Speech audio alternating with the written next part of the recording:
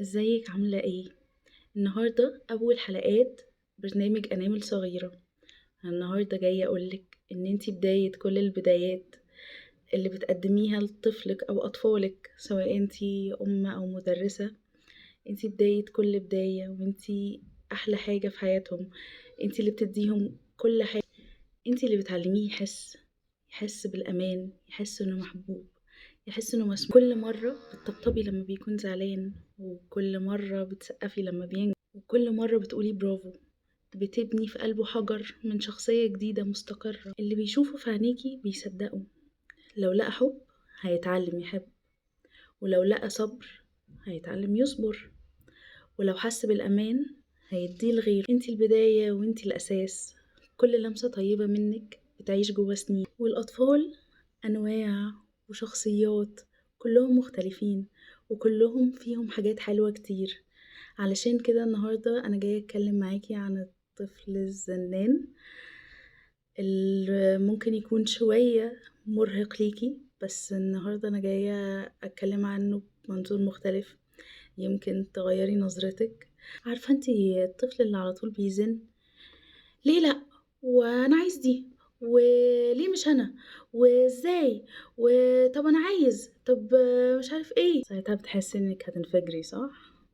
بس استني شوية، بلاش تشوفيه انه عيب، حاولي تشوفيه على انها رسالة. الزن مش دايما دلع ولا قلة أدب. الزن ساعات بيبقى صوت مكبوت لطفل مش عارف يعبر، على فكرة.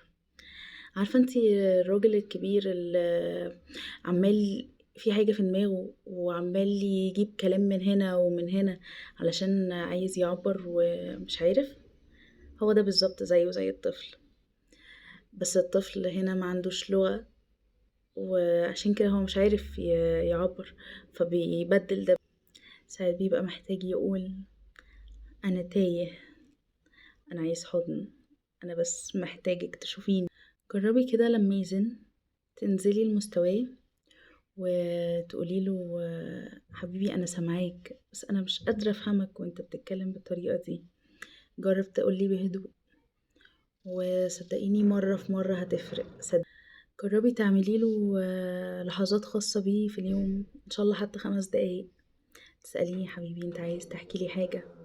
أنت حاسس بحاجة عايز تقولي عليها؟ قولي له أنا بحبك لما بتتكلم بالراحة، وصدقيني صدقيني صدقيني هتشوفي الفرق. هو الموضوع بس محتاج شوية صبر، بس انتي عشان كده خليني أقولك إن الزن مش طبع، الزن سلوك، والسلوك بيتعدل بالحب وبالحضن وبالصبر. خليكي حاسة بالوجع اللي ورا الزن ده، لأن الطفل لو حس إن في حد شايفه وسمعه وهو صغير، هيطلع بيشوف وبيحس وبيسمع وهو كبير.